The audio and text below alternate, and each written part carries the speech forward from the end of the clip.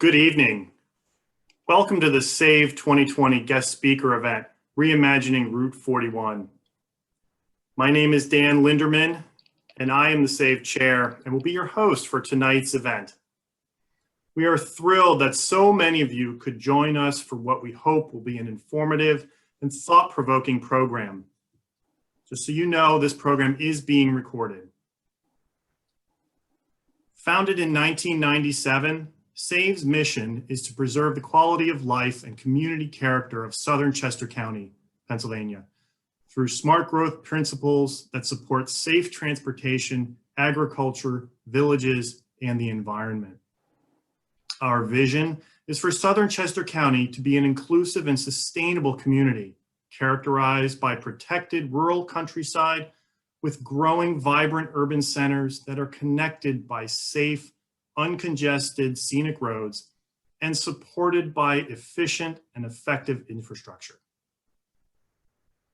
This last aspect of our vision is why we are here tonight. With PennDOT proposing multiple improvements to Route 41, including 2 roundabouts north of US 1, we felt that it was the perfect time to revisit the entire corridor and engage Mark Johnson of MTJ Roundabout Engineering to develop a high-level concept that demonstrates how roundabouts can improve the roadway from Route 926 south to Route 7. This concept will show how modern roundabouts can improve safety, reduce congestion, and promote good access to businesses while reducing costs and impacts along the corridor. The program for this evening will start with updates on PennDOT projects, followed by Mark Johnson's Route 41 corridor presentation. A Q&A session will conclude the program. For the Q&A, we will be using the Q&A feature in Zoom for participants to ask questions. You're welcome to post questions during the updates and presentation, but they'll be held until the end of the program. If you see questions showing in the feature, you can upvote ones that you like by clicking the thumbs up icon. But before we move to the 41 corridor aspect of tonight's program, I want to take a moment on behalf of the S.A.V.E board to recognize and honor Senator Andy Dinneman for his service in public office. S.A.V.E.'s relationship with Andy Dinneman dates back 20 years to the beginning of our organization when the senator served as a Chester County Commissioner.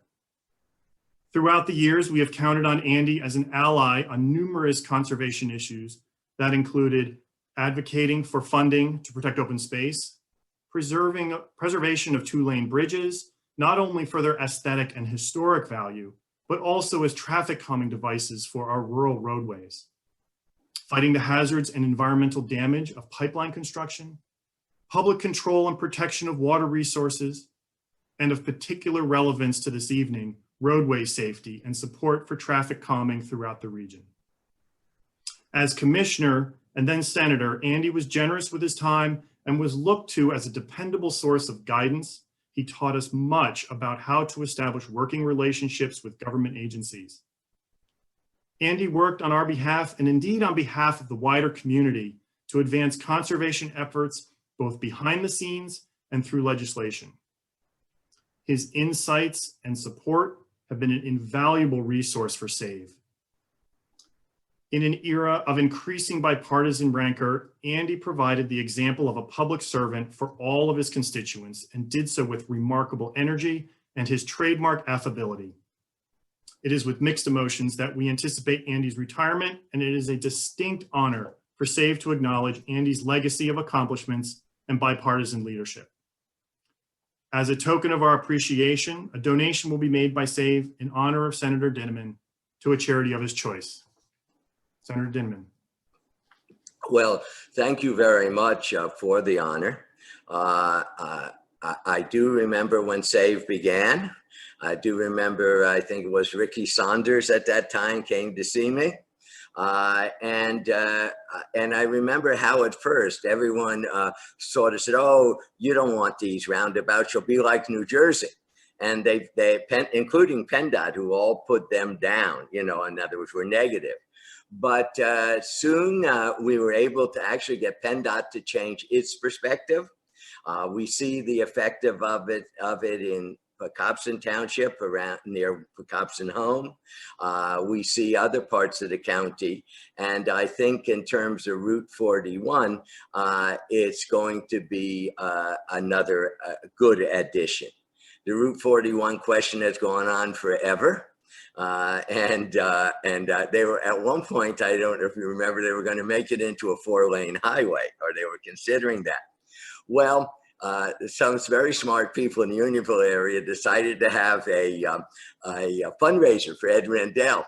So I said to Ed, Ed, you're going to this fundraiser. I would suggest that you make a commitment that it doesn't be a 4-lane highway. And he made that commitment, and it never became that. So I thank whoever had that great idea in Unionville to do the fundraiser for him. But the question, of course, of 41, you see, development is not just a matter of how far or close something is. It's a matter of how quickly you can get there and back. And so if you made it like 4 lanes, it would end up being like 202 with all that type of development. I thank all the members of S.A.V.E. for everything that they have done. Southern Chester County is indeed one of the last bastions of open space and the agricultural traditions of Chester County. That's why we fought so hard with the Stroud Institute against Artesian just taking all this water and more water from us because they screwed up the whole water supply in the state of Delaware, and we're about ready to let them screw up our water supply. But there's still lots of work to be done. I think because in Harrisburg, unfortunately, what happens is those utilities, those industries, as the fracking and pipeline industry, give vast sums of money to the politicians in terms of their campaigns. In fact, from 2012, I believe, until the second quarter 2012 to 2018, Greenpeace helped do some research with us, and the pipeline fracking interest gave $37.5 million in campaign and other contributions here in Harrisburg, and you can't trace any of them. We tried, and so did Greenpeace. I mean, you can see them initially. So we are battling those who simply look at green as a way to make money, as opposed to the green fields that we want to see continued in Chester County.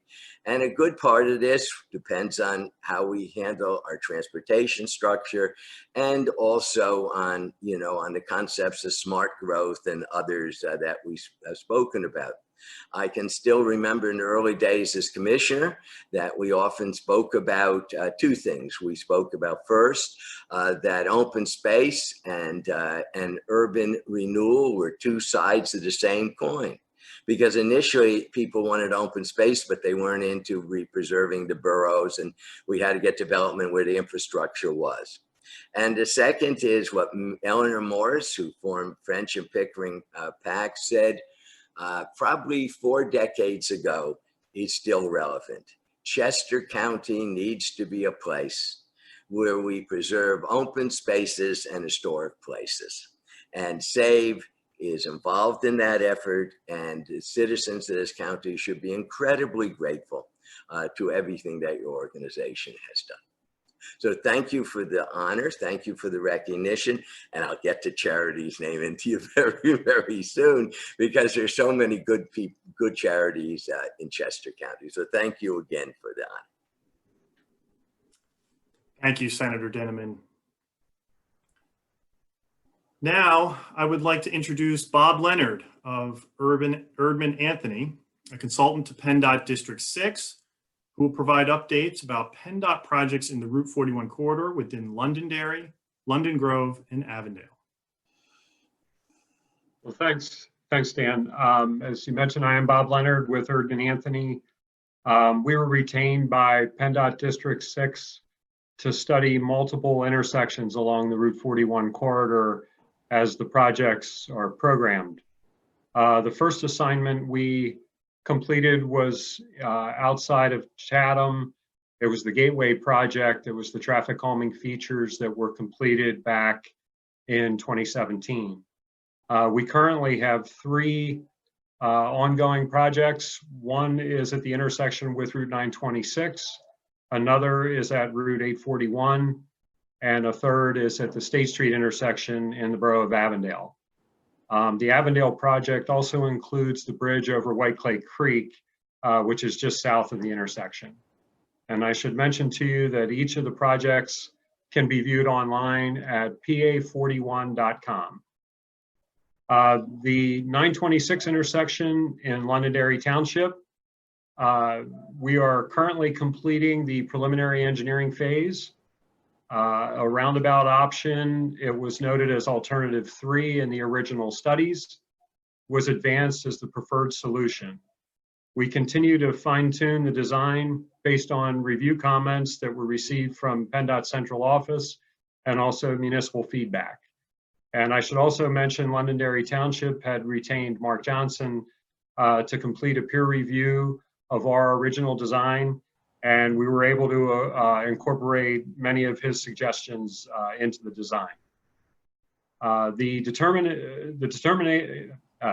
determination of effects report for the historic Bell Tavern in the northeast quadrant of the intersection was recently resubmitted to the district. In turn, they're going to forward it to the State Historic Preservation Office.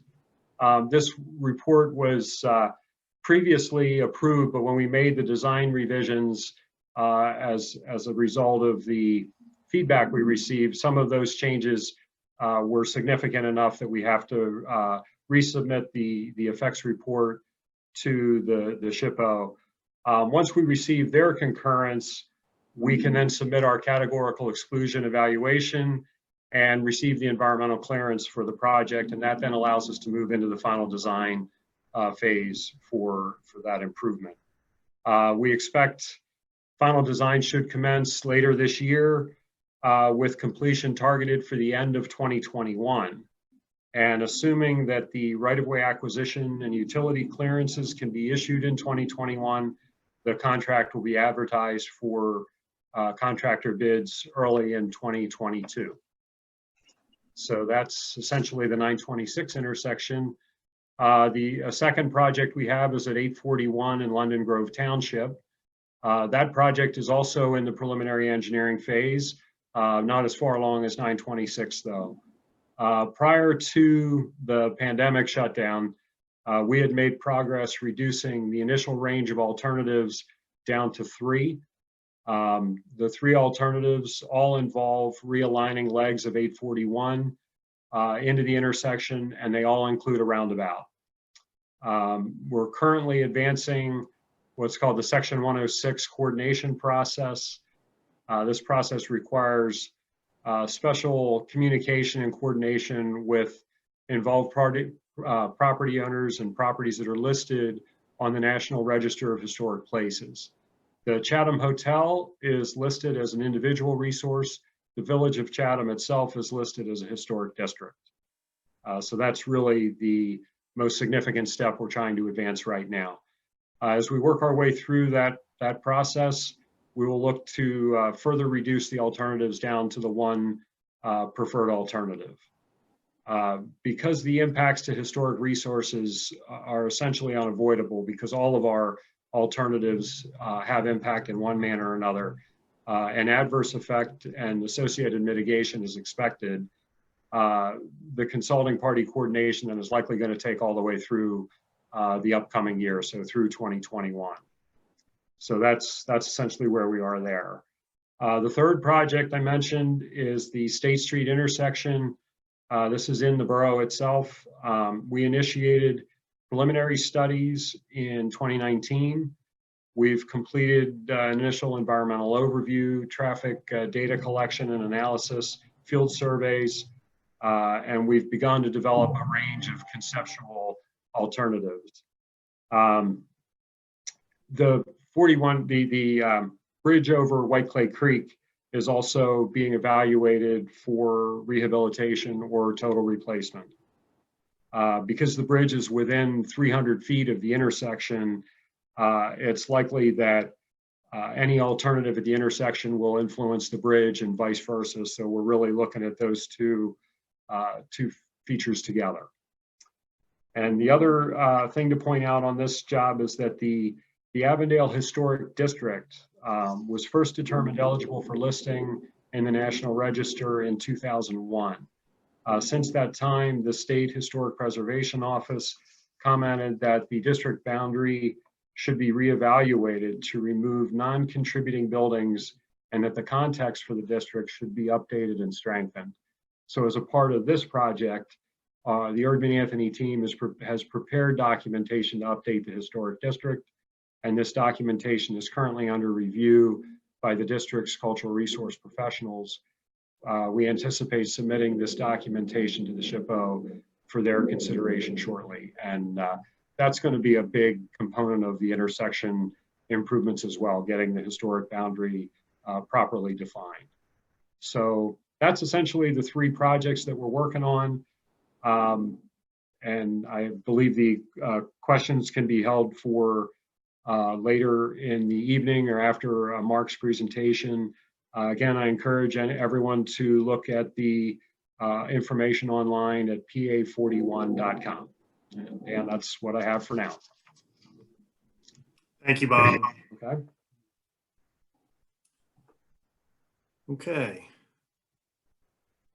I am seeing a few questions come in, as Bob has been mentioned to me. So, again, if you have questions, feel free to pop them into the Q&A, and we will work on getting those answered after Mark's presentation. Mark Johnson earned a BS in Civil and Environmental Engineering.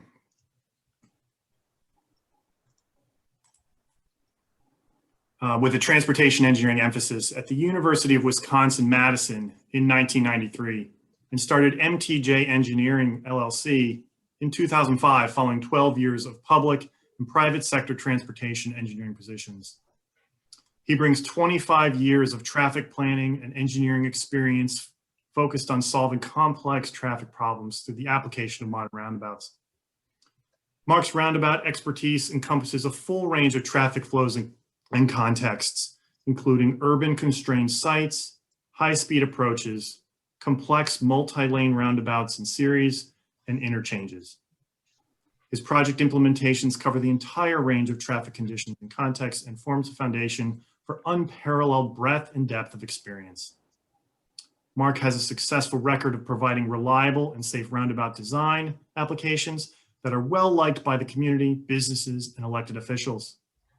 He has provided expert review of the PennDOT roundabout design at 926 for Londonderry Township, is a consultant for London Grove Township, and has a long-standing relationship with S.A.V.E. Mark is a co-author of the 2010 FHWA Roundabout Design Guide and has provided expert roundabout design, design review, and analysis services on around 700 projects across the US and Canada. It is my pleasure to welcome Mark Johnson. Great, thank you very much, Dan. Great pleasure to be with you and everyone this evening. I'm excited to have the opportunity to go through my presentation. The outline of my presentation, I have about 45 minutes of presentation material, is in two broad steps here. The first step is going over the what's and the hows of roundabouts, and then we'll step through a number of concept designs that I've recently completed along Route 41 at the end of that initial presentation. So first, we're going to tell you a little bit about development of modern roundabouts, what it goes into them, some of the importance of safety design principles to ensure you get good projects. We'll talk about a little bit of the wide variety of applications and how we use design principles in order to be able to apply roundabouts in different situations and different contexts, and how the context can influence your design. We'll talk a little about key issues and concerns that are often present with our projects, to include, questions and concerns regarding emergency response, large truck and freight movements, as well as pedestrian and bicycle accommodations. In addition, we'll look at some traffic planning opportunities and benefits, and I think this is one of the key benefits along Route 41, and why I've been involved with S.A.V.E. for so long, in terms of how roundabouts can benefit Route 41.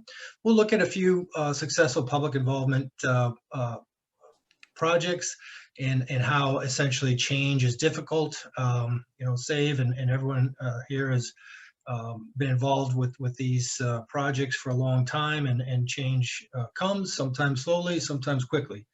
And again, then we'll review those concept designs at each site.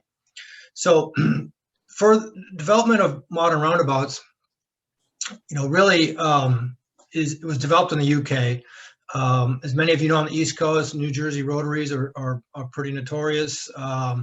In the 1960s through the 80s, there was significant design research and experimentation that was conducted in the UK. And they came up with a unified design and capacity methodology to ensure safe, sound, and a scientific method for how to design roundabouts. And that methodology and a lot of the equations, et cetera, were published in 1980. So relatively modern in terms of the historical context. Other countries began implementing roundabouts in the 1980s in Europe and Australia and New Zealand. The first modern roundabouts in the US were in the 1990s, in the early 90s. So in the US, in 2010, the Federal Highway Department has published a roundabout guide, which essentially codified and adopted much of the UK science and safety principles for the US. And they came up with some very significant design principles that are important for safety. In addition, the UK came out with operational analysis methodology that ensures sound analysis, just like we do for signals, in terms of understanding the language and the expected operational performance that we'll get with that language. I use a program called Rodel, which includes the geometric model developed in the UK. It also includes HCM, which is the US-based models. I use Rodel to help me facilitate and optimize my designs. It allows for sound decision-making when you get into higher flow roundabouts, as we will look at the second part of this, as we get into some multi-lane roundabouts where the traffic is higher, south of, say, US 1 interchange there. Safety. So one of the reasons the roundabouts are gaining a lot of traction in Pennsylvania and across the country is that right angle crash doesn't occur at roundabouts. And those are the ones that create significant problems, injuries, and fatalities. And a standard sort of cross intersection has approximately 32 conflict points. When you add them all up of where you could potentially cross the path of another vehicle. At a roundabout, there's only really 4 and perhaps 8, at a very conceptual single lane roundabout. And so you just have less chance of hitting someone. In addition, speed control is one of the primary safety principles. And with slower speeds, you get inherent safety benefit. Okay, so the ability to miss someone goes way up with slower speeds. And those speeds, the roundabouts will influence speeds near the intersection as well. So that's a very significant difference from a signal, in that you either have a green condition with at-speed conditions or a red condition with people stopping. So roundabouts they operate at a more consistent speed when you're near that roundabout. And that can prove beneficial to nearby access points, for business access and those sorts of things. Severity goes up as the speed differential goes up. So again, the speed reduction is an important safety benefit. So safety design principles, keys to success, the foundational design elements. So someone can Google, multi-lane roundabouts and crashes, and there are a number of roundabouts across the country. A lot of states are implementing roundabouts. And some aren't performing very well. There are some bad actors out there. And as I've been involved with a number of projects where I've been retained to help fix them. And as I look at these projects, none of these are mine, but they do create problems for implementation of higher volume applications. So as I look at some of my projects and compare them to some of these bad performers, I start to really realize what was taught to me by my design mentor from the UK, a gentleman by the name of Barry Crown. They really matter. And so I've through my 20 plus years working with roundabouts, I've taken that to heart, and it proves very beneficial in terms of getting very good performance from a safety perspective, and then also from kind of a minor fender bender or confusion level perspective. Here's some interchanges with very low amounts of crashes, high speed applications with very low crashes, and so those design principles are very important. The design principles also allow us to apply roundabouts to a wide variety of applications. So it's not so much is a roundabout applicable in a certain context or a certain application, it's more what are the design elements necessary in that context to have a successful project. So you go from slower speed urban conditions or higher speed conditions and things in between, and addressing that context is important. So we're applying roundabouts in all different applications. Historic districts, they're using Central Island for cultural and public art. We're replacing signals with roundabouts. Here's a roundabout, in the bottom right-hand corner as part of a new urbanism development in Ohio. So many different types of applications, all predicated on the design principles. Here's some transitional speed on the left application, kind of a ex-urban type of roadways, county highways, and a high-speed U.S. highway on the right, on the border of Minnesota and Wisconsin there. Downtown village, preserving a 2-lane narrow bridge into a 2-lane narrow village roadway, not dissimilar, say, to Chatham. This project is actually in the province of Ontario. Here's a project in Plymouth, California. You can see it's a village out in the hinterland, if you will, but it has the intersection of really two major roads, a state highway and another major road. And the roundabout was looked at and constructed here, and you'll notice it's non-circular to fit the site, to meet the design principles. It includes good business access, on-street parking, and many benefits. Very successful project for this small community. Interchanges, 2-lane bridge, being able to maintain a narrower roadway versus a large cross section that would be necessary with signals at the 2 ramp terminals. Same thing with this interchange, 3 roundabouts in a series.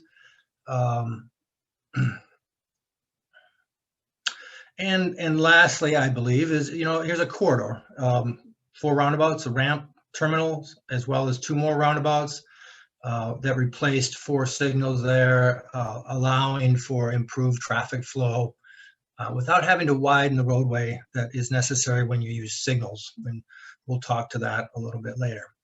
Another issue that is of concern is emergency response, freight movements, agricultural equipment, and how do roundabouts handle those elements within our system. Federal Highways has really ramped up in recent years in terms of their materials that are out there. They have a really nice brochure that speaks to issues with emergency response, and kind of goes through a number of the typical questions and concerns. And so I highly recommend having that for folks who may be interested and concerned about that. At the end of the day, emergency response works very well at roundabouts.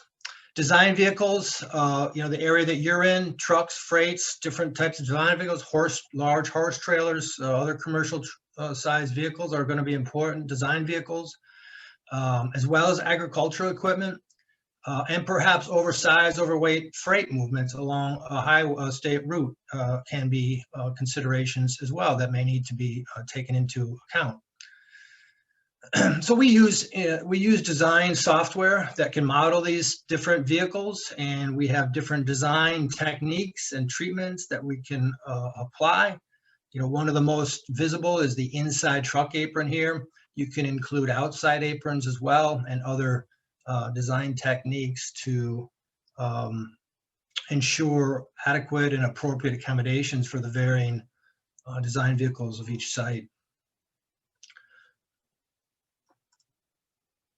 Here's a short video clip that hopefully comes across that shows a truck going through what is a flared entry roundabout. And this is an important video. Some of the projects that I've designed have flared entry designs. And so just shows how that works. So pedestrians and bikes. Another area of significant concern often with roundabouts is, you know, they move traffic well, but what about non-motorized traffic, pedestrians and cyclists? Federal highways and the NCRP more particularly have invested a lot of effort and research into these issues. There are design techniques. I will say that the foundational design principles that we use for the geometry of the roundabouts really promote safety for pedestrians and that slower speed for pedestrians. There's also enhancements that you can do to further enhance the pedestrian environment. And all the research, both in the US, North America, as well as globally, it all points to very exceptional safety benefits with roundabout applications. And some of the safety benefits are attributed to lower speeds, particularly at where the pedestrian is crossing, shorter crossing distances as compared to widened signals. And you're crossing only one direction of traffic at a time, able to address that one stream of traffic at a time, and then less delay for the pedestrian. So these videos that are running shows a pedestrian on the top of the screen waiting for the signal to change, whereas this is the same intersection, pre-roundabout as a signal and post-roundabout, just showing the delay as a pedestrian at a signal that you have to wait for. And so roundabouts can really promote the pedestrian movements and wanting to get out and walk places as opposed to necessarily drive them. It's 60 seconds of delay for that pedestrian versus 18 seconds of delay to cross for the pedestrian at the roundabout.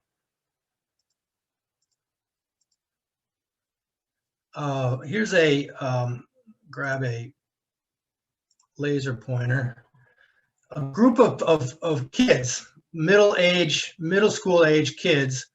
You can't see it, but there's one kid sitting on the handlebars, another kid carrying a skateboard, and they're crossing. This is a multi-lane flared entry roundabout. They cross one stream of traffic at a time, waiting in the splitter island, the appropriate width, and vehicles are seeing the peds and waiting for them. One kid just kicked his skateboard across, so they're not too concerned about it. It works well.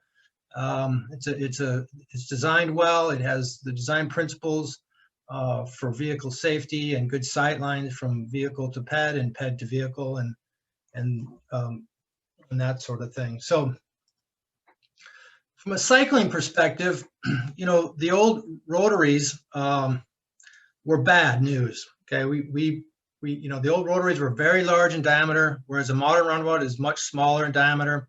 The smaller diameter promotes slower circulating speeds. This is a video I shot years ago in Trenton, New Jersey, of cyclists trying to enter an old rotary. And they had to get going really fast. The vehicle speeds were very fast, and that's very different than what we're designing with our new modern roundabouts. We have design criteria that we can use for cycling. An image of a road diet of a project in North Carolina that took a 5-lane roadway and put it down to really a single lane roundabout in that case. So that can promote and open up areas for on-street parking and ped and bike uses as well. Here's an image of a cycling club coming through a multi-lane roundabout, and just shows, this is a smaller roundabout, about 135 foot in diameter. The vehicular speeds are very close, actually, to the cycling speeds in this case. And so everyone is cooperating through that roundabout quite well. Roadway and traffic planning benefits with roundabouts.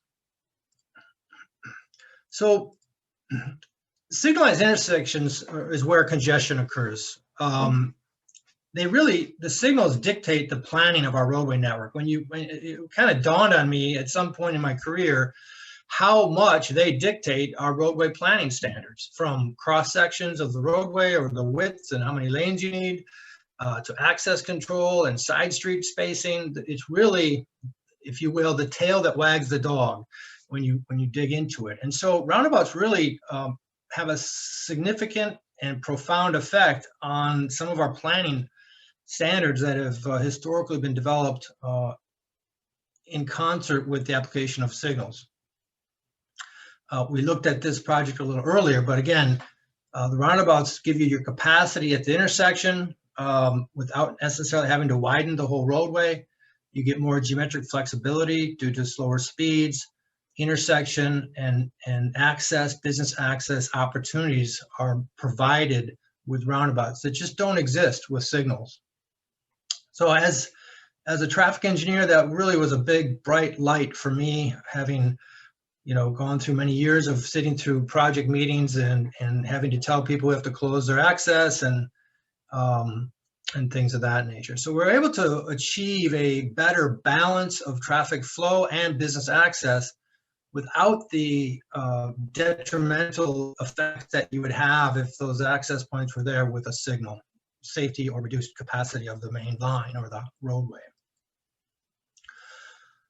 So let's look at a case study or two of that. And so this is a project, you've seen video of this roundabout on the right, and this is the village of Wanakee.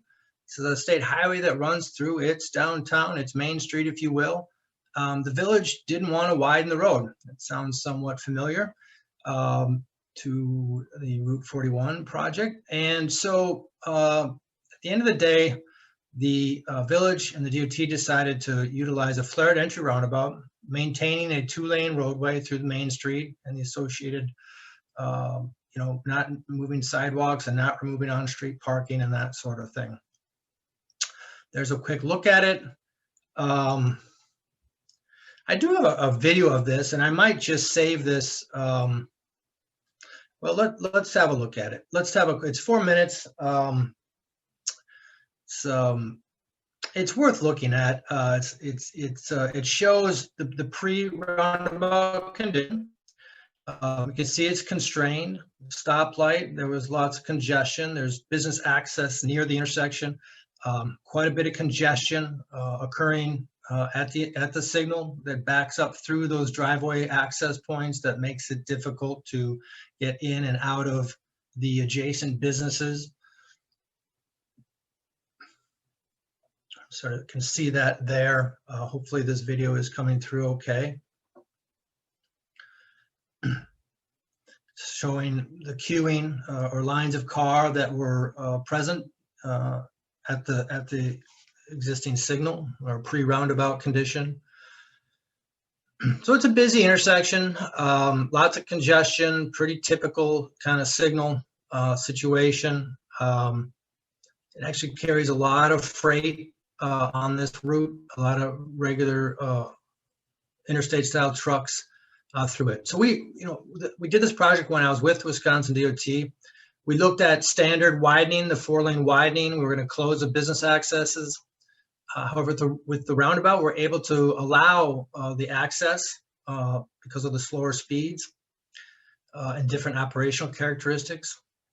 We went through visualization of showing how it would fit into the site, minimizing impacts. We did have some impacts, but tried to minimize those adverse impacts and maintain access to the businesses.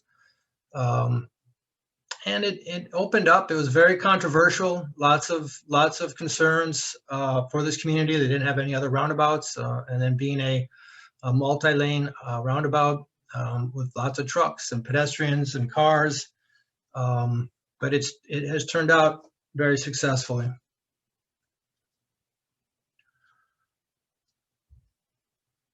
And there's that truck again that you had seen previously.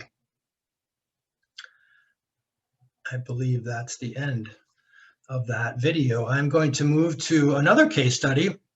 In this one is in California, and you might think, oh, that's California, that's not Pennsylvania. And what I've found through my couple decades plus of work on it, it really, you know, as drivers, we're all very similar in many respects. And so this particular case was a very congested, signalized, this happens to be a ramp terminal, which also serves as the main entrance into the 17 Mile or the Pebble Beach neighborhood on the Monterey Peninsula. This is a key interchange to the Monterey Peninsula, highly congested. There's also a hospital just up the road.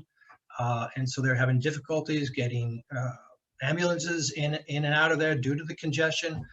And through really almost 2 decades, the DOT had 4-lane widening plans, but it was so costly and so impactive through here, nothing ever happened. So it just kind of stayed and they kind of hobbled along.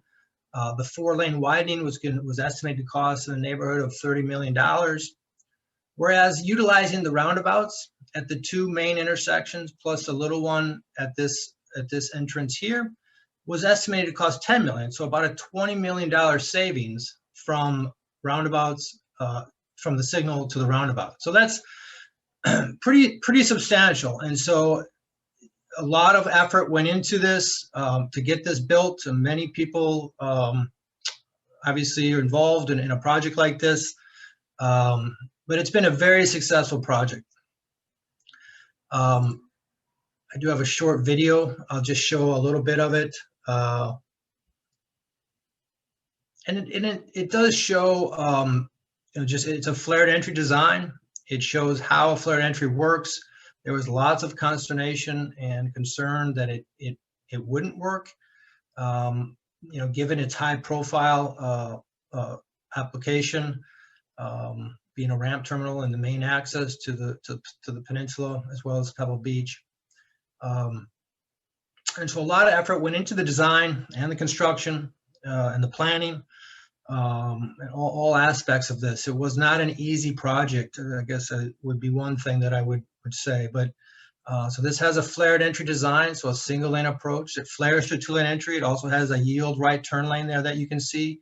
And as you'll see later on, I have similar entries at some of the projects along Route 41 that we'll discuss. This had a very tight situation with the downstream existing bridge.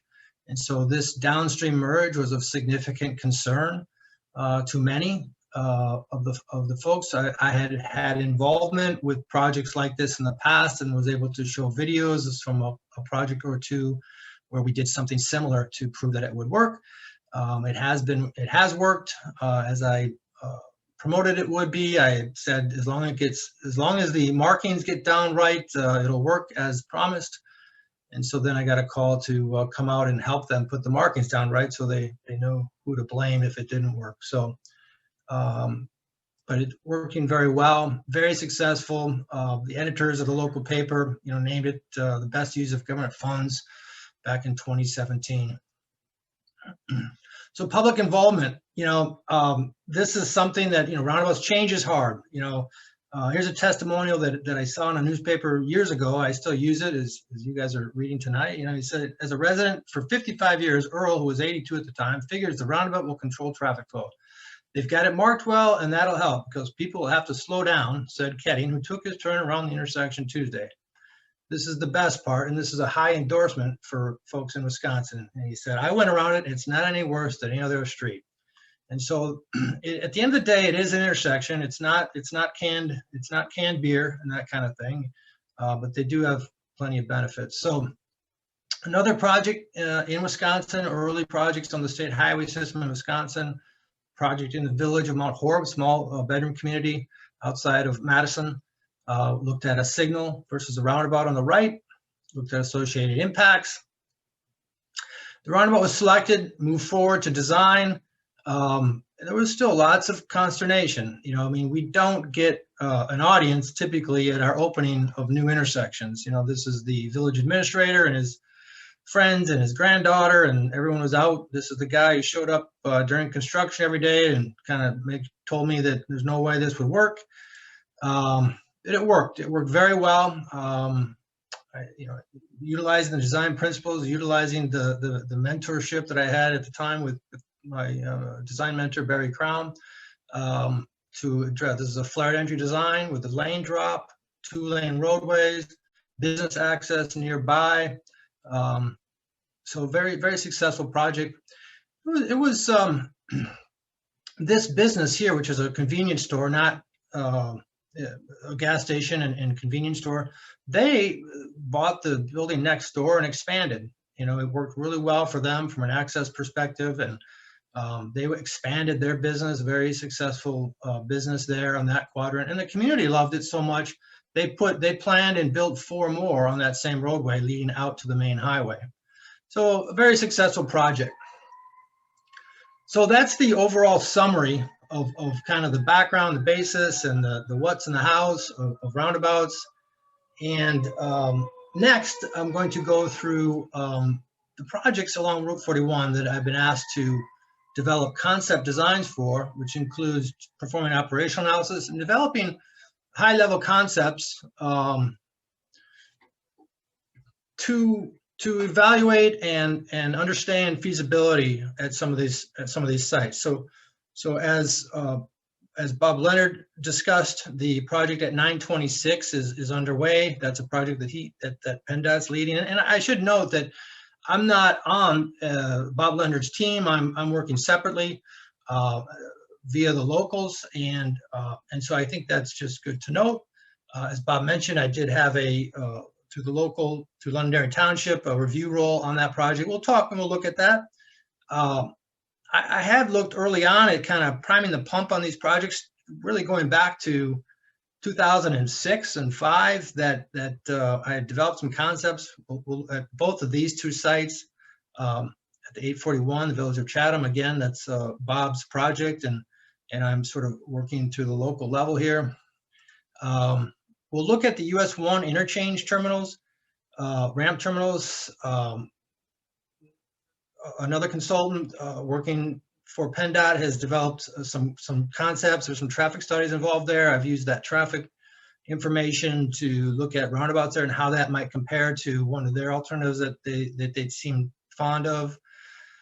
Additionally, I've looked at the Avondale, probably mispronounced that, the State Road intersection. It's an urban constrained site, heavily constrained, historic buildings nearby. I've taken traffic from there and developed a concept that could work there, as well as the new garden and the development there at Sunnydale, and the new access road for that area, and then also the limestone interchange. And you can see the traffic is lower up to the northern parts here by the Londonderry Township through 926 through 841. It starts to grow, and it grows higher as you cross Route 1 and continue south to 18,000 average daily traffic, 19,000, etc. So let's start with Londonderry at the Route 926. It's a heavily skewed intersection, and going back to 2006, I had developed some concepts there. Some of those concepts were picked up and developed, as Bob alluded to, and there's a concept design that I was provided, early concept to review. And I went through and did some review in terms of what we might like to see here in terms of this application at a high-speed application. And the key is to try to square up the legs of the intersection, if you will, try to make that roundabout visible. And if you can't make it visible, then how do you mitigate some of those concerns? And so my review developed a concept that mitigated some of the concerns with longer splitter islands along the Route 41 route. we were able to square up the legs a little better than what was previously shown, which helped improve truck movements as well through the roundabout. The project team, the PennDOT project team, led by Bob Leonard and his folks. This is the design that I recently gotten back, and I haven't been asked to review this necessarily, but this they've lengthened, they've taken some of my design features and really extended them, frankly. And so this is the current design that I'm aware of. And it's far superior than the original project that I had seen initially. Just a quick overview of where they're at now compared to what I had developed. Many similarities or some differences between them. So moving on to the village of Chatham and 841 intersection. Important aspects, constrained freight movements, agricultural equipment. It's another difficult constrained site, skewed, multiple legs coming in. London Grove Road comes in. This is a concept that I developed in, I guess I showed 2014. But this is a pretty straightforward concept that I had done then that basically went through the gas station there, allowed to tie in London Grove Township, or excuse me, London Grove Road, tie in the side street here, square up the legs. And so a relatively low level concept. Those concepts were brought forward into the current design by Bob's group, and they going through the environmental process and the environmental process they have to go through. And they developed a number of processes, a number of alternatives. This alternative 5B that they produced is similar to what I had done in the concepts. As I was asked to look at these for the presentation tonight, I started to wonder, what else could we do here to perhaps reduce costs and impacts. There was conversations about perhaps initially in 2014, that building, the old hotel, needed to stay, they had to miss that, but perhaps some conversation about moving that to another location, which opens up the opportunity to change the location. And kind of, so I recently developed this sketch level concept showing another alternative similar to 5B, perhaps 5C, that would maintain the gas station. There's the canopy of the gas station. There is quite a bit of unused space out in its quadrant there. To tie in the side road with the slower speeds near the roundabout, with a lower speed side street roadway that you can effectively allow access to those side streets. So this may have some merit with less costs, less adverse impacts that may be worth considering. Moving to the US 1 interchange, I developed 2 roundabouts and attempting to, well, first meet the operational needs for the long-range traffic that has been developed, try to minimize adverse impacts, allow for business access to this existing business that's here in this northwest quadrant, if you will. It's a single lane roundabout with yield right turn lanes, and the operational analysis shows it provides a very, very high levels of service for vehicles through here.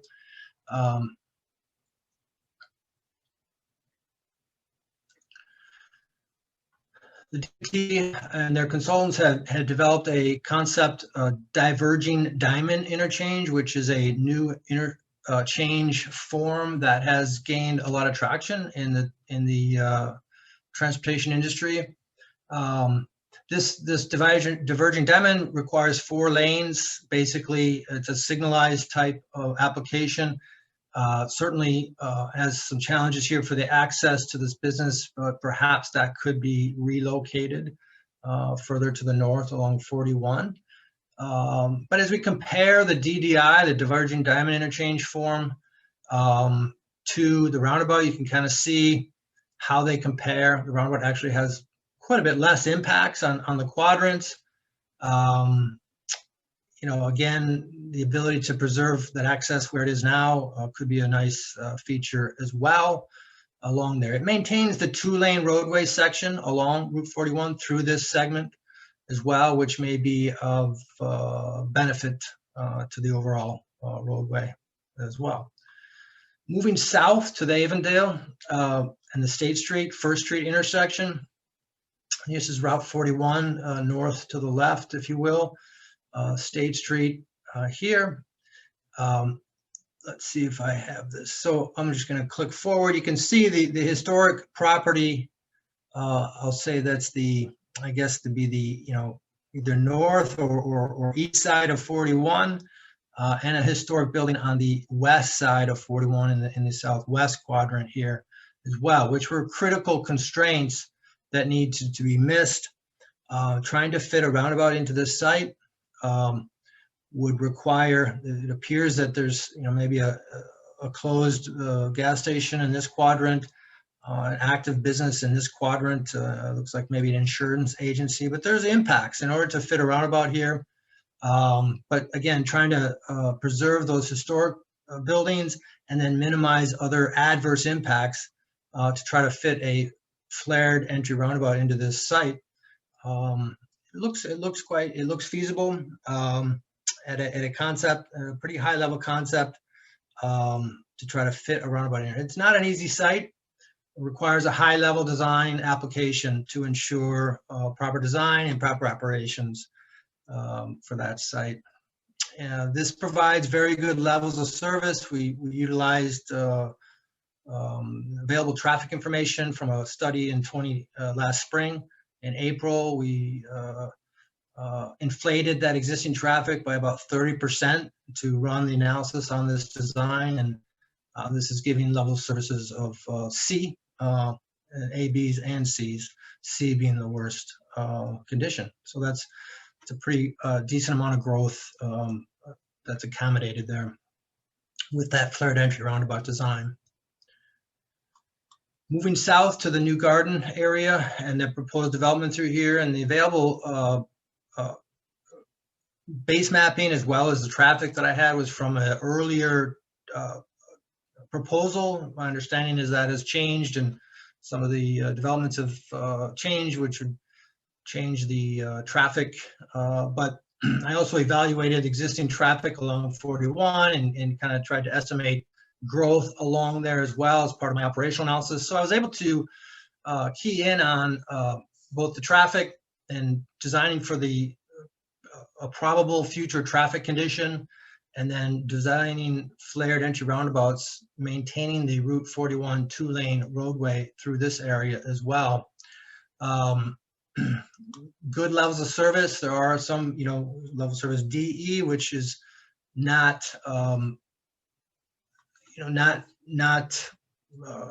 necessarily a bad thing for a future year, a peak hour condition. We're evaluating an hour and really the peak 15 minutes of an hour. And so for a long range condition, having something get down to that level is pretty common. So they look, again, the flared entry design, allowing access to the existing businesses would be important considerations, and the roundabouts certainly can promote good business access to those existing businesses as well as proposed developments through that area and adjacent to 41 there. A little closer look at each site. This is the Sunnydale intersection. Looking at that, tying into sort of a two-lane roadway and a two-lane roadway on either side along 41. And then moving to the what was referred to as access B, or the main access to the new development. Again, single lane entries with yield right turn lanes for the side street, and then the flared two-lane entry. Flared entry for the southbound 41, and really a two-lane approach for northbound 41. And that is a function of what's going on downstream at Limestone Road, and the fact that one serious issue is that the existing situation, when you're coming up the on-ramp, you have, I don't know if there's a yield or a stop there, I can't recall, but there's only one lane. And so including an auxiliary full receiving lane for that on-ramp is would be very beneficial. And so that's what's shown here. We match to that, and that maintains 2 lanes then up to that roundabout. But this 2 roundabout system preserves the existing 2-lane bridge, and this would be underneath the bridge, the existing bridge. In addition, we're able to address the existing residential drive situation here, which is somewhat challenging, but I think with this sort of a little driveway frontage road tied into here, this seems to work very well. And these 2 roundabout ramp terminals would provide very good levels of service as well. And that is the end of my presentation, both part 1 and part 2. Dan, if there's questions or comments. Yeah, so to all the participants out there, feel free to use the question and answer function within Zoom to ask questions. There have been a few. Thanks, Tim, for responding to a few of them. So we have one question that's been in there. You kind of touched on this in your presentation, but can you talk a little bit more about the things that help accommodate large trucks? Route 41 has significant tractor trailer traffic. So, maybe can you touch on that a little bit again about how those can be accommodated? Sure. Specifically, I see here one of the questions, 18-wheeler traffic. Yep. And modular homes. Yeah, I mean, I've designed many roundabouts for both 18-wheelers as well as for modular homes and wider loads like that. And it really boils down to there's techniques that we can use just in terms of placement of where the curbs go. There's slight enhancements you can do in terms of providing, for example, if you have a long load. The wide loads actually aren't particularly that difficult, like a modular home. The wide loads aren't particularly very difficult. You have to be careful about sign placement and things like that, and make sure you have your curbs in the right place. The long loads are more challenging and can prove more difficult. But you can use outside aprons for, let's say, an occasional very long load where a truck can get up on the at the entry on the outside to enable a long load to go through. But most of my work, historically has been on state highway systems and dealing with freight and mobile homes and other types of movements. So you have the inside truck apron. Overall design geometry is utilized to promote or assist in the accommodation of freight and whether it's large or standard freight. Great. This next question may be for Bob. Can you tell us again the time frame for Route 926 and 41 intersection? Also, I assume traffic will be diverted during construction. How would that work? So as far as the timing, we're looking at getting into final design soon, by the end of this year, using most of 2021 to finish the final design, to acquire the necessary right-of-way, and to relocate any utilities that are impacted. I'll say optimistically, we're thinking that can be completed in 2021, such that we would be advertising for bid in early 2022 and getting construction started in the spring. As far as the maintaining traffic, we haven't developed the final strategies for that. That is something that would be done in final design. We have some initial concepts that we floated out. The constructability of the roundabout is a challenge, but I think there may be some closures on 41 periodically. I don't believe it's going to be the entire duration of construction or anything like that. But we would try to keep it available as best we can for as long as we can. So, but that's something that's still yet to be ironed out. And then I guess just to add on to Mark's answer on the truck accommodations, I would also add that we reached out to some of the farm operators as well. And in addition to accommodating the trucks and the 18-wheelers, we also have some challenges with low clearance farm equipment that sometimes you use the vertical curbs and things to steer traffic, and the aprons that a truck can track up on top of. We had to balance that out with some of these low clearance vehicles that can't get up on the apron. So, but the answer would be that yes, we factored that into the design of the roundabout for 926. We'll do the same at 841. Great. Let's see here. Dan, I see one question that I kind of focused on. Let's see. At the beginning of your presentation, you highlighted a couple of roundabouts that have performed poorly. Can you explain what those design flaws were? At the end of the day, there's geometry, signing, and marking, to put it simplistically, for our roundabouts. There are many other design elements as well, and I guess it's difficult to pinpoint one or two specific items that lead to driver confusion at a roundabout. It's typically a mixture of the design principles, signing. It can even be construction details that may affect how drivers perceive the roundabout. That can lead to poor performance or people not reading how to drive it correctly.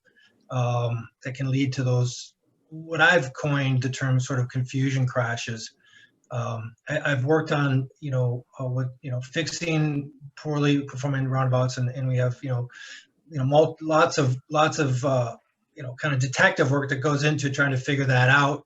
At the end of the day, it boils down to geometry, signing, and marking, and attempting to optimize those things so that they're easy and intuitive for drivers to understand. Great. We have a question voted up. Reiterating the question about truck traffic on 41. Won't roundabouts slow back traffic up if there are a lot of trucks moving close together, especially through the village of Chatham?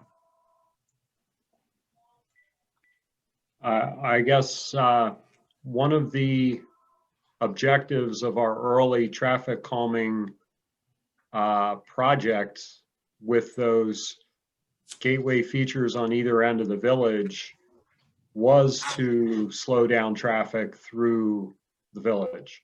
So I think we were looking to see, I guess I should say the roundabout will complement the features that are now in place that should keep the traffic flowing at a more uniform speed through there. So I'm not sure if the question was raised as a negative or more of just an observation, but our intent is to slow that traffic down a little bit through the community, through the village there at Chatham.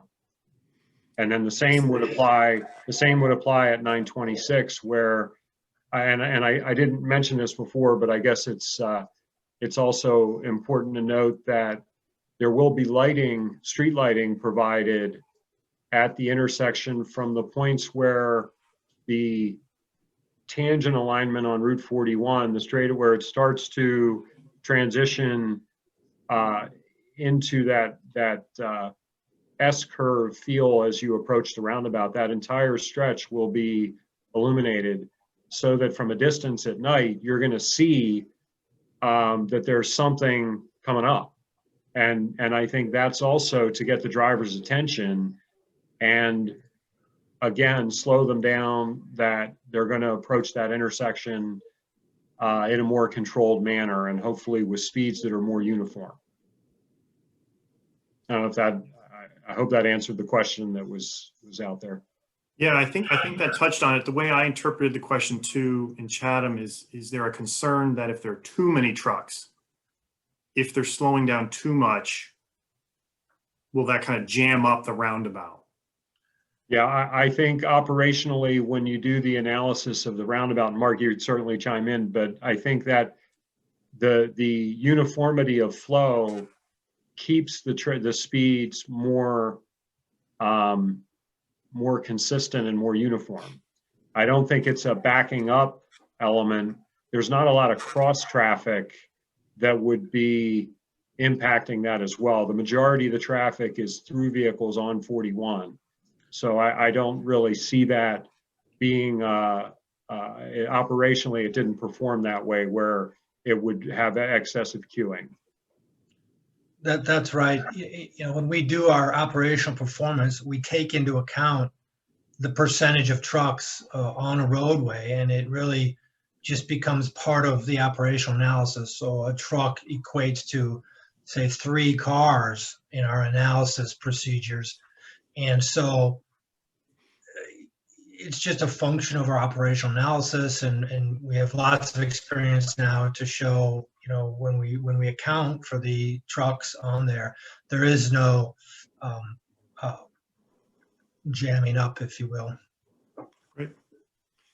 There's a question here. Would you elaborate on the oval versus round circle at 92641?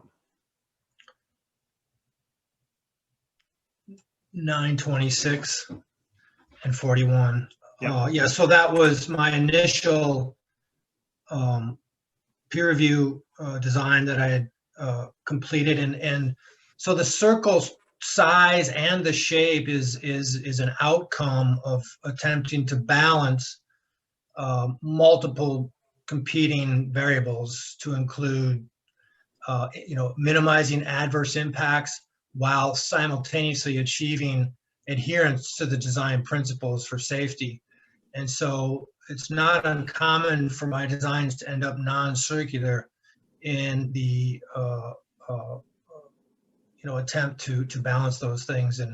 And so the non-circular shape can assist in doing that.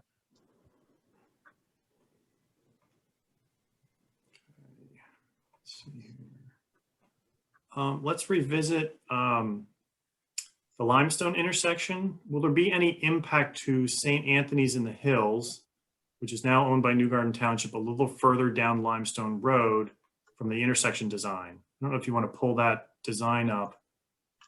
I believe the answer is no. So St. Anthony's is that kind of bottom left quadrant, kind of south there. So it looks like with this design, I'm sorry. yeah, it for the most part, it's utilizing the ramp that's already there. So Yeah, and that it does. It's essentially on the alignment for the ramp, both along Limestone and the ramp. okay. There's a very large mixed-use residential and commercial development being planned that we know in New Garden Township along Route 41. Would the development of these roundabouts be installed before or after this planned development? I'm not sure if that's a question for people listening or something that I guess the short answer, and Bob, it's part of a project development process that it's kind of outside of my in terms of the local what's going on there, but ideally you'd be in concert with the development, perhaps is often a common approach that makes sense.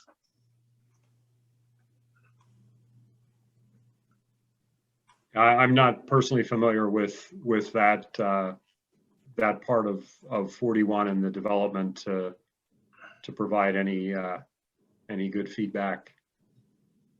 okay.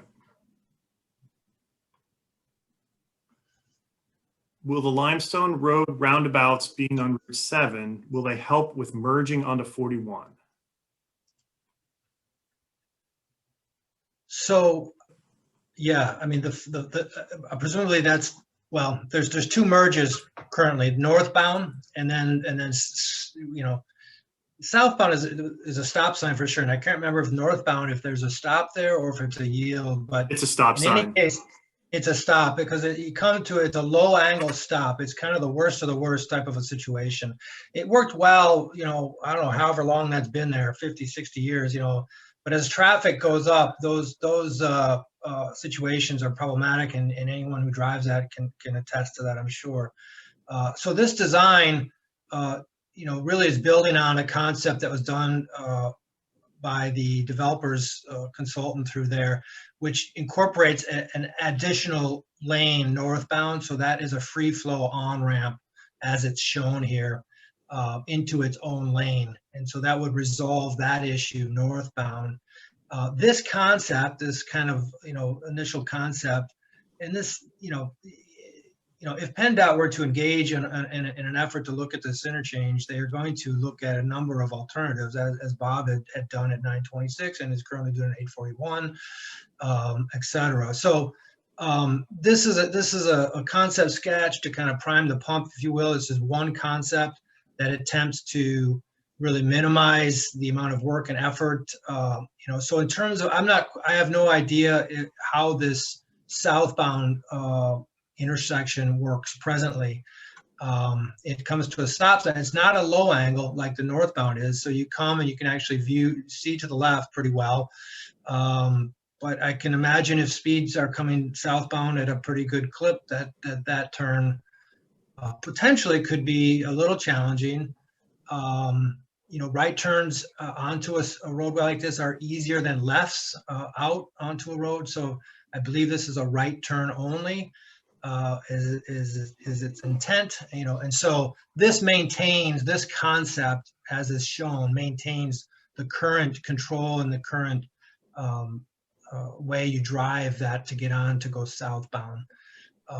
You know, to alleviate that, you may need an additional add lane that direction as well, which could create, you know, different radius needs and a different interchange altogether and a different concept, if that is problematic currently.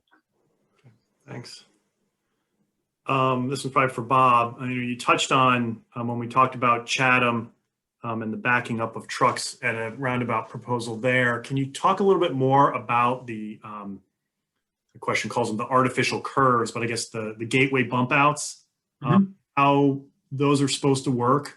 You know, you mentioned how they're supposed to be complementary with the potential roundabout, but right. So don't they seem to are deter speed, but maybe. Yeah, we did a follow-up speed study, or the department did, and we didn't find a dramatic reduction in the operational speeds, the running speeds through there. Anecdotally, we were told by neighbors and township folks that they noticed a dramatic change. So it's interesting to me if it's just periodic, if it was in the off-peak hours, and maybe we didn't get everything in the speed study that we did. But I think the way they're intended to function is that by having a physical interruption in your view and forcing a motorist to maneuver does cause, it kind of breaks if a driver gets in a little bit of a complacent state, that it forces them to adjust their driving maneuver. There are rumble strips along the shoulder that also kind of help to direct the vehicle. And I think all of that together is, it's a visual thing, and it's just trying to raise awareness for a motorist. And when we talked to the folks out there, they really did notice that they felt a real significant change. Some of the neighbors right there by the bump outs themselves recognize that. And that's why I say that was done because no matter which alternative we were looking at for 841, those the entry and exiting town, those mountable curb islands were a function of every solution. So we thought, let's go ahead and build them early and see if we can get any kind of effective performance change, in advance of figuring out where the ultimate solution at the intersection would go. So that's why they got advanced early. But yeah, so far, I mean, I think the general perception, it does appear to be favorable. Here's a question about 5-point intersections. So Mark, are roundabouts ever used where there are 5 roads entering the intersection? And there's an example of 5 points a bit north of New Garden. Yes. They're investigating a roundabout for that intersection. Yeah, there can be more than 4 legs. Certainly, with multi-lane applications and more than 4 legs, it does produce additional challenges from a human factors perspective in terms of decision making and that sort of thing. But additionally, so you can look at, from a traffic planning perspective, you can look at different alternatives, which may include a 5-leg or taking a minor side road and teeing it off into one of the other legs as a means of reducing one of those legs. So, but yeah, you can look to incorporate more than 4 legs. Mark, is it also right too that you would need to have separation from each of the legs? If you brought in a 5th one, you would likely need to enlarge the roundabout to provide that spacing. So Yes. It would really depend on the circumstances and the features around the intersection as to whether that's a strategic move or not. Exactly, Bob, that's right. Yeah, a 5-leg will create a larger diameter. So it's exactly right. Depending on the situation, the context, the traffic flows, will indicate whether it's kind of feasible or desirable or not, perhaps. Great. There's a question here about the bridge project in Avondale. What is the plan for the bridge in Avondale? There have been letters from PennDOT that go out that they were going to restrict the weight limit. They have since changed that, and now they are going to put Jersey barriers to keep traffic over the structural beams. What would indicate? That would indicate that there's a major problem with the bridge. Is there a plan for replacement? And if so, when can that be expected? So my understanding, so we are including either rehabilitation or a total replacement for the bridge as a function of our project. That project is programmed. Every 2 years, bridges are, a minimum of every 2 years, bridges are required to be inspected. And I believe as a part of the most recent inspection of that bridge, the recommendation was that they wanted to reduce the loading on the exterior beams. And one way to do that was to simply post the weight limit and not allow trucks over a certain weight. But the other thing that I believe is being proposed now is to place the barriers so that the wheel loads will be more in the central portion of the bridge and not get out toward the ends.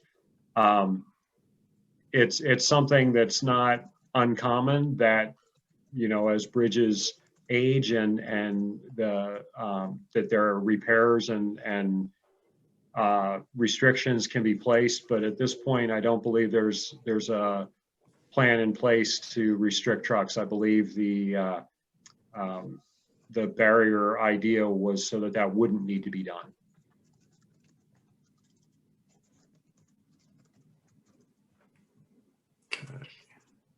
I just scrolled through. Thanks again, Tim, for answering some of our questions. And Let's see here. So this was answered. There have been many fatal accidents at Route 796 and 41. Is there any talk about doing anything with that intersection? I'm not aware of 796 being advanced at this point as a project. Okay.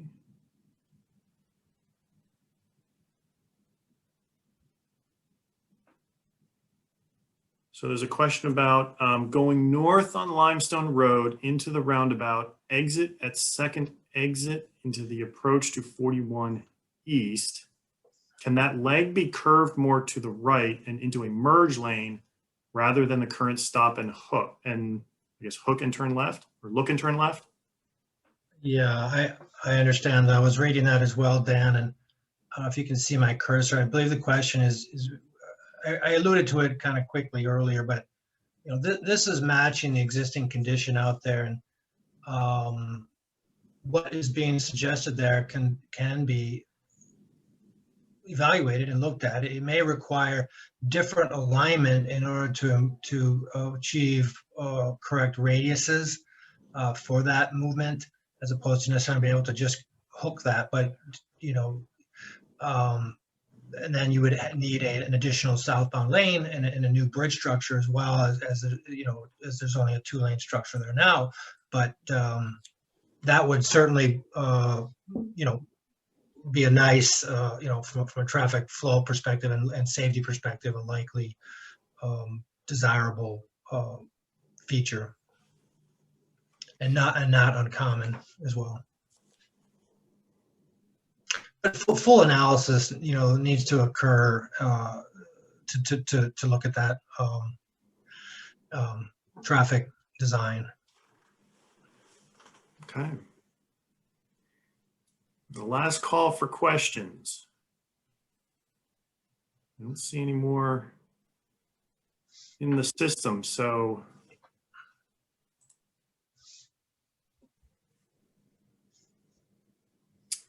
let's see. All right. Well, if there are no further questions, I want to thank both Bob and Mark for their participation tonight. I think it was a very informative evening, lots of great updates, a lot of really interesting information. Thank you so much to everyone who asked questions, great questions about everything that's going on Route 41. Thanks again to Tim for answering a lot of our questions. And again, to both Mark and Bob. With that, Thank you. that concludes our evening. Thank you very much. Have a great night. Thank you all.